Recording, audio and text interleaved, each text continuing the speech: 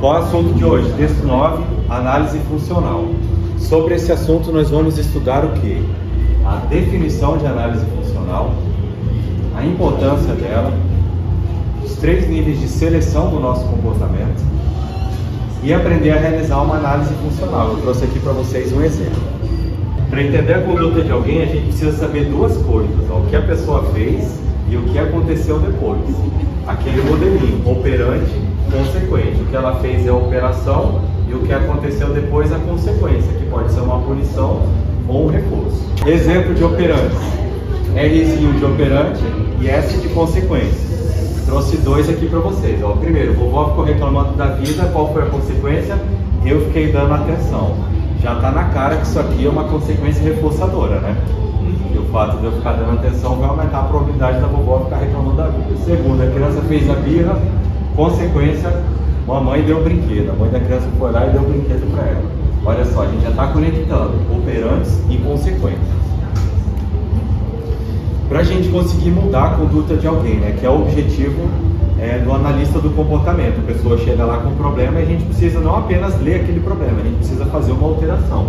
Então, para conseguir essa alteração, a gente precisa modificar o quê? A pessoa em si, chegar lá e conversar com ela, conscientizar, depende, né? Depende da abordagem que você está, mas na análise do comportamento, ó, negativo. O comportamento é resultado do ambiente. Então, para mudar o comportamento, a gente precisa mudar isso aqui, ó, contingência de reforçamento. E o que significa isso? A relação entre ato e consequência. Relação entre ato e consequência está aqui, ó, o ato e a consequência. Não alteramos o ato, alteramos apenas as consequências. Vovó ficou reclamando da vida. Qual foi a consequência nessa ocasião? Eu fui fazer outra coisa. Olha só que interessante. Aqui a gente já não tem mais um reforço, né? Que a gente tem uma punição negativa. Eu retirei a atenção de alguém. Eu estou ali na presença de alguém, dando atenção, a pessoa opera reclamando. Eu vou lá e saio de lá. Isso é uma punição negativa. Criança fez birra, mamãe tirou o tablet. Aí, ó, outra consequência. A gente não mudou a avó e a gente não mudou a criança. A gente mudou apenas as consequências. Essa aqui é a mentalidade da análise do comportamento. Então, assim, nesse modelo teórico, para a gente mudar o comportamento de alguém, a gente precisa ter controle sobre consequências e testar se os comportamentos mudam. Muitas vezes a gente tem aquela noção de que a análise do comportamento é algo indicado para crianças, né? É mais para quem trabalha com crianças que utiliza a análise do comportamento. Mas por que eu acredito que existe essa noção, esse preconceito? Porque com a criança a gente tem muito controle sobre o ambiente dela. Então por isso que automaticamente a gente faz essa associação de que a análise do comportamento é um modelo específico para crianças, mas não é não, para todas as idades. E outro ponto é que a gente precisa testar também se os comportamentos mudam. A gente não vai partir daquela perspectiva, não, essa técnica aqui ela funciona, eu vou aplicar e ela tem que funcionar. Às vezes não, às vezes você não conseguiu fazer uma leitura correta. Então tem que ter a humildade, né, de dar um passo atrás e tentar fazer uma outra leitura, aplicar uma outra técnica. Então, um exemplo, vovó falou. Naquele primeiro contexto, a vovó falou reclamações da vida. Eu estava reforçando com a atenção. Depois ela falar reclamações da vida, eu estava reforçando, eu parei de reforçar, né? Eu puni negativamente saindo do local. Agora a vovó vai falar, só que ela vai falar os aprendizados de vida. Vai ser uma outra fala, outro formato de operante, outro tipo de operante. Ela vai compartilhar aprendizados que ela teve ao longo da vida dela. Qual a consequência agora? Eu escutei tudo e demonstrei gratidão. Aí aqui já é um reforço, né? Ela está emitindo um outro operante, eu ofereço esse reforço, essa consequência. A criança manifestou-se.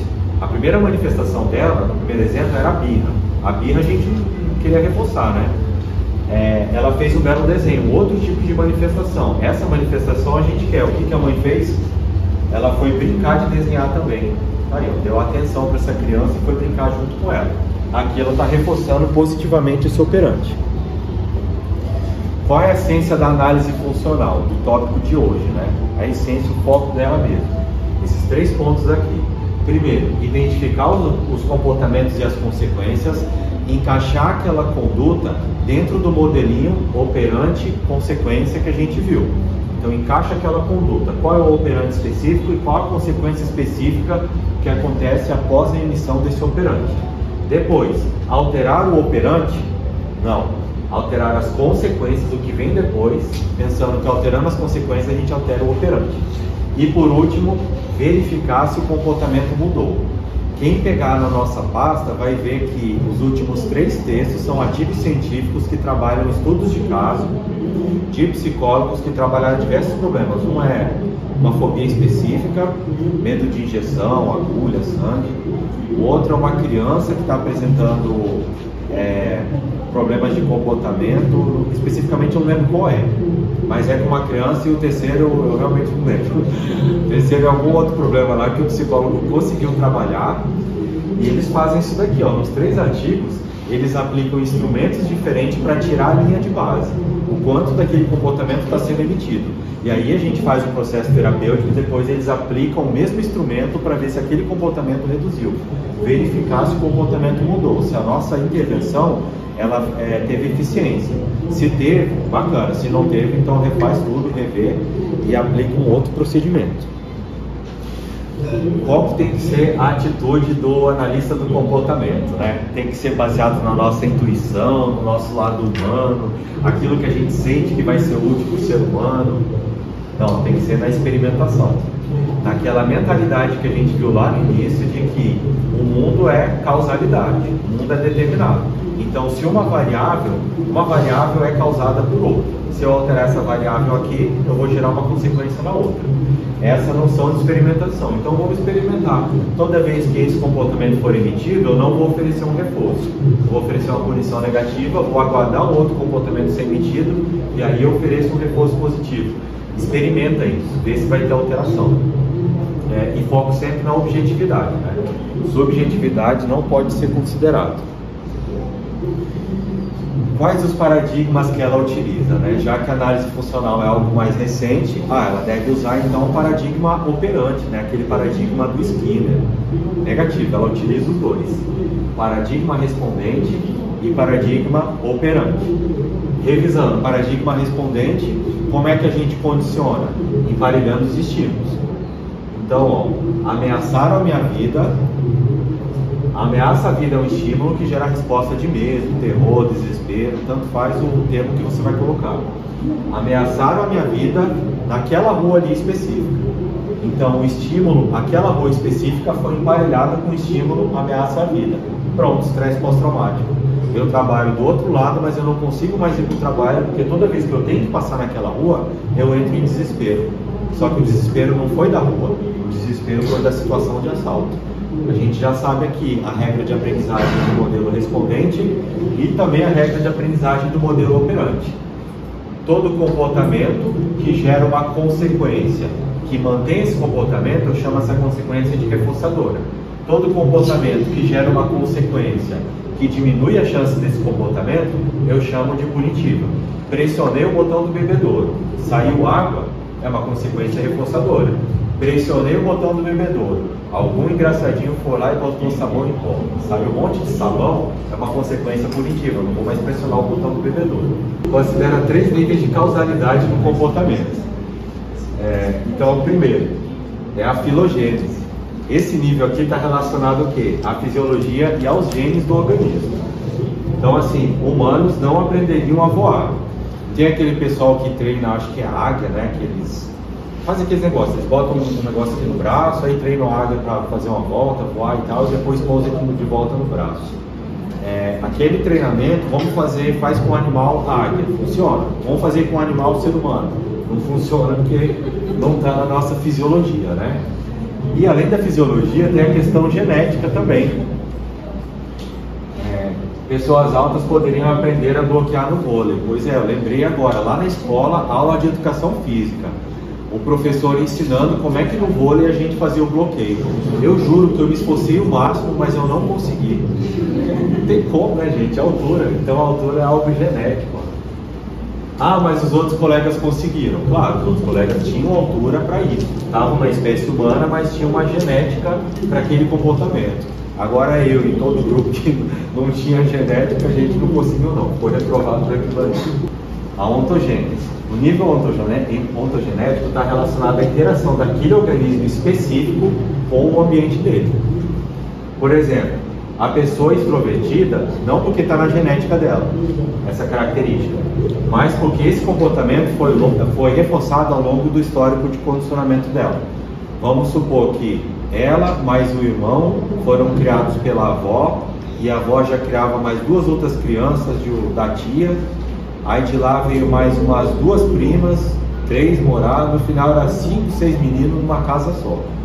Aí você pensa, essa criança, né, desde o desenvolvimento, comportamentos introvertidos muito provavelmente não foram reforçados, agora comportamentos extrovertidos provavelmente foram reforçados, com mais atenção da avó, acesso a melhores brinquedos, sei lá, o primeiro pedaço, né, de bolo, não sei, vai estar relacionado ao histórico de condicionamento daquele sujeito.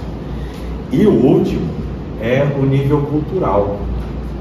Esse cultural advém da observação do comportamento de outras pessoas, a aprendizagem por observação. A gente aprende observando a consequência do operante de outras pessoas, não só dos nossos operantes. Está relacionado ao que esse nível de seleção cultural? A modismos, preceitos éticos, ideologia, preconceitos, tudo aquilo que é da nossa cultura.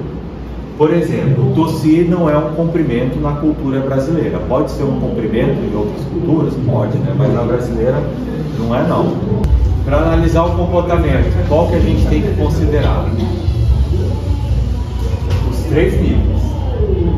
Os 3 níveis de seleção têm que ser considerados quando a gente vai analisar o comportamento.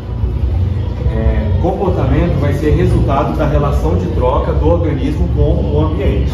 Então a gente tem que perceber que o comportamento não vai ser causado por algo que está dentro do indivíduo, né?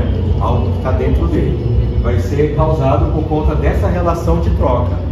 Ele operando, tendo o operante dele e depois uma consequência. A consequência vai fortalecer ou enfraquecer aquele determinado comportamento. Eu coloquei aqui histórica e atual, porque sim, o presente é importante, mas o histórico de condicionamento também é importante. Eu não falei que a criança lá do exemplo anterior, uma era introvertida, outra era extrovertida? Está na história de condicionamento delas. Explicações mentalistas, né? Vontade, desejo, o ratinho pressionou a barra porque ele sentiu vontade de beber água. Ele sentiu sede, ou ele sentiu fome, e aí o ratinho foi lá e pressionou a barra.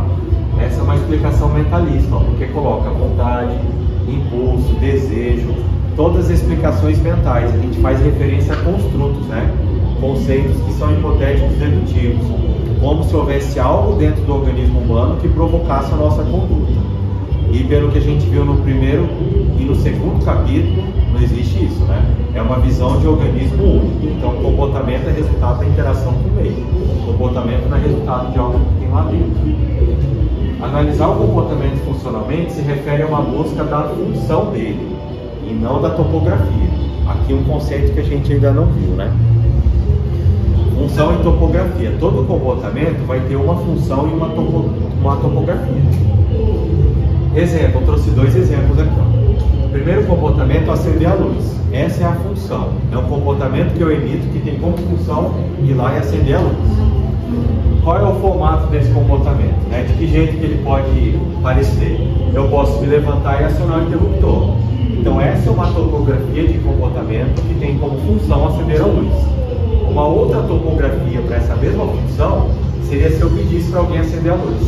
Então eu peço para alguém acender a luz vai ser acesa. Só que a partir de um outro caminho, né? Então tem esses 2 pontos aqui. Qual será que é importante quando a gente vai fazer a análise funcional? Qual será desses 2? Função, exatamente. Já está no nome, né? Análise funcional vai buscar o quê? Encaixar um determinado comportamento em um dos paradigmas e encontrar os seus determinantes. É aquela noção de que nós temos verdades a priori, verdades pré-concebidas já. O estímulo provoca uma resposta, e a outra verdade que a gente tem é que uma resposta é mantida por sua consequência. São 2 verdades que a gente já tem concebidas. E aquele comportamento que a pessoa traz enquanto queixa, o comportamento que precisa ser modificado, a gente tem que encaixar em uma dessas 2. Essa é a nossa tarefa. Conseguindo fazer isso, a gente vai conseguir predizer a ocorrência do comportamento, Ora, a pessoa veio me relatando um estresse pós-traumático, relatou a experiência dela de assalto naquela rua. Eu já consigo predizer que se eu mostrar para ela uma rua parecida com aquela, ela vai ter uma resposta de medo. E controlar esse comportamento, diminuir a ocorrência, a probabilidade de ocorrência futura desse comportamento, né? Eu sei que se eu estou dando atenção para a vovó quando ela fica reclamando da vida, se eu diminuir a atenção quando ela reclama da vida, vai diminuir a reclamação, com certeza. E ainda se eu reforçar um outro comportamento, de quando ela falar, mas ela compartilhar aprendizados, eu vou estar reforçando o comportamento dela. Alguém falou alguma coisa? Não? Exemplo simples agora, chegando no finalzinho já do slide nosso, né? No nosso finalzinho do slide. Exemplo simples de análise funcional. João interrompe frequentemente a professora durante a aula, levantando-se e falando alto. Então esse aqui é o João, ele fica fazendo zoado na sala e atrapalhando tudo. Está aqui o operante. João levanta-se de sua cadeira e fala alto, interrompendo a professora. Então esse é o operante. Temos eventos antecedentes e eventos consequentes a esse operante. O que acontece antes do João emitir esse comportamento? A professora faz uma pergunta para a turma, a professora começa a explicar o conceito, João fica entediado, desconcentrado, aí ele emite esse comportamento. O que acontece depois que ele emite esse comportamento? A professora dá atenção para o João e pede para ele se sentar e esperar a sua vez. Olha só, ele emitiu um comportamento indesejado e recebeu atenção. Outra consequência, os colegas olham para João e alguns até riem. Outra consequência, né, para um comportamento que a gente não espera. Terceira consequência, a aula é interrompida temporariamente, desviando a atenção do conteúdo para a interrupção. Então a aula está maçante, o conteúdo está entediante, o João faz a zoada dele, o conteúdo entediante desaparece do ambiente. Olha o reforço negativo. Que nem a questão de tomar remédio e a dor de cabeça passar, né?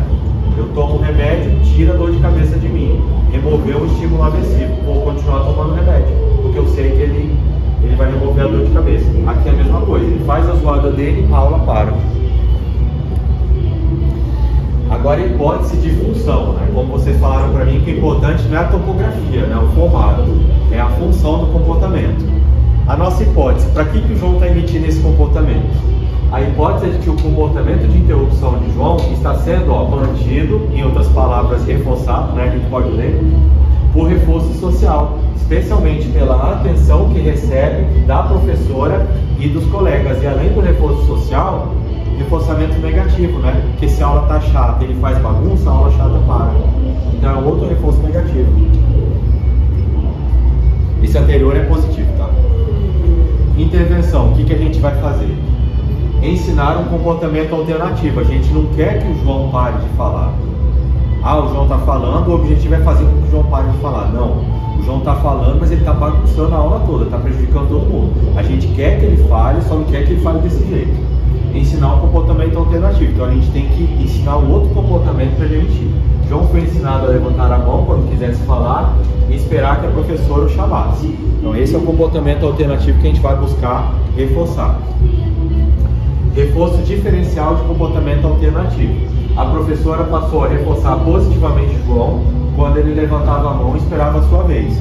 Por exemplo, elogiando imediatamente. Muito bem, João, obrigado por esperar a sua vez e tal, se comportar adequadamente, isso aqui. O reforço tem que ser imediato. Quando o João levantava e interrompia a aula, a professora e os colegas foram instruídos a não dar atenção imediata, redirecionando calmamente para se sentar e levantar a mão, né? Ou seja, a gente tem que inibir o reforço. Porque olha, começou a fazer zoada, a aula era parada na hora e todo mundo dava atenção. Então tem que todo mundo segurar esse reforço, não oferecer esse reforço e só reforçar quando ele emitir o comportamento alternativo. Terceiro, reduzir a atenção para o comportamento de interrupção. A professora deu instruções claras e consistentes para ignorar a interrupção inicial, na medida do possível, né? E só responder quando o João usar o comportamento apropriado de levantar a mão. Resultados, o que aconteceu, né, depois disso? Após a implementação dessa intervenção, a gente observou uma redução significativa no comportamento de interrupção de João. Óbvio, né? Ele tinha um monte de consequências reforçadoras. Agora ele não está tendo mais consequências reforçadoras e um comportamento alternativo sim está tendo consequências reforçadoras. Ele começou a levantar a mão com mais frequência e esperava ser chamado pela professora. A atenção positiva recebida por seu comportamento adequado reforçou essa nova forma de participar da aula, resultando em menos interrupções e um ambiente de sala de aula mais tranquilo e mais organizado. Pronto, acabamos o conteúdo. Hoje não tem questão de escrever, hoje é tudo questão de slide. É tecnológico. Eu adorei isso. Não, aqui é tudo tecnológico agora, não tem mais esse negócio aí com a mão tudo doída, né? De tanto escrever. Qual das seguintes alternativas melhor descreve o objetivo de uma análise funcional? Primeiro, modificar os processos mentais subjacentes ao comportamento manifesto. Será que é esse? B. Alterar a topografia do comportamento para o indivíduo. Será que vai ser esse? Mudar motivos ilógicos do comportamento, letra C. Letra D. Identificar as variáveis ambientais que determinam o comportamento. Será que é essa? Analisar a forma e estrutura do comportamento. Letra D. Identificar as variáveis ambientais que determinam o comportamento. Então é isso que a gente tem que fazer. Tem um comportamento específico e a gente tem que identificar quais são as consequências do ambiente que estão mantendo esse comportamento. Quais eram as consequências do comportamento de zoada do João? Todo mundo dava atenção para ele, os colegas ficavam rindo do nosso engraçadinho da turma, né? Não era o piadista da turma, a aula era interrompida, quando a aula estava muito chata, bastava o João fazer a zoada e interrompia a aula. Então aí, ó, 3 consequências que mantinham o comportamento. Enquanto a análise funcional é incorreta, é errado a gente afirmar o quê? Primeiro, que é focar exclusivamente nos aspectos inatos do comportamento, ou seja, nos aspectos ontogenéticos. B, ela busca alterar comportamentos através da manipulação de consequências. C, utiliza tanto o reforçamento positivo quanto negativo. D, sua principal meta é controle e predição de comportamento. E letra E, considera variáveis ambientais. O que será que está errado aqui?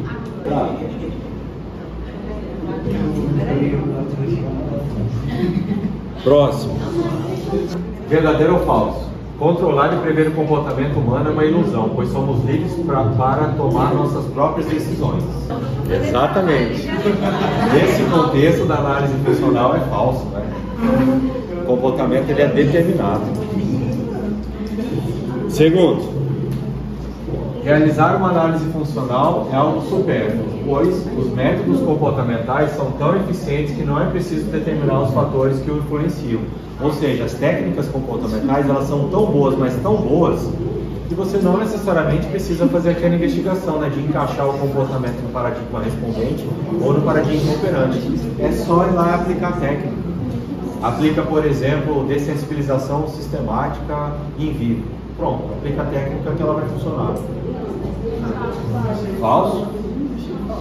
É verdadeiro. É falso mesmo. Terceiro, para prever e controlar o comportamento é preciso identificar as condições em que ele ocorre. Verdadeiro? Na lata assim. Essa aqui tá fácil, né? Para uma análise funcional operante não é suficiente apenas identificar as consequências do comportamento. É essencial classificá-las de acordo com seus efeitos no comportamento. Será que é verdadeiro? Será que é falso? Está dizendo assim, ó, não é só eu ver o que aconteceu depois, é eu verificar esse aconteceu depois, que impacto ele tem no comportamento que ocasionou ele.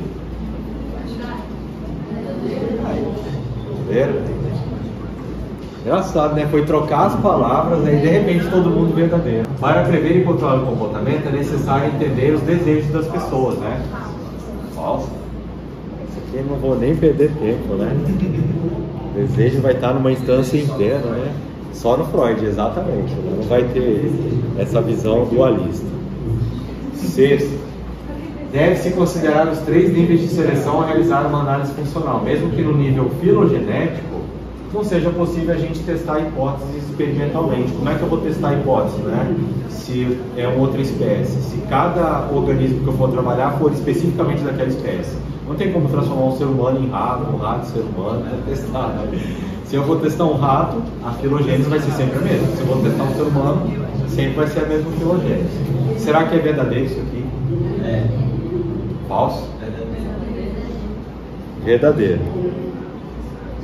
Bom. 7ª questão agora.